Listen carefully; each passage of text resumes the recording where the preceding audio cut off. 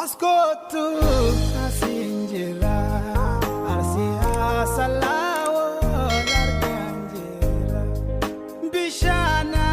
disababa koltrura guza trura ni bishana disababa yala salase baeti yala salase baeti yala salase baeti ofina kabila peti korto negarin bakashadera ene merasin hiyote lemra alitayale sokanchi lela leras yalunku ene atamela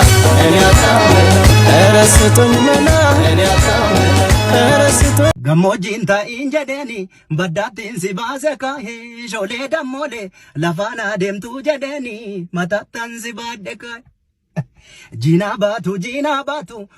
batu yoninchise jole damole sivalatu angnojik harka fune noru kun wallisa galana garomsati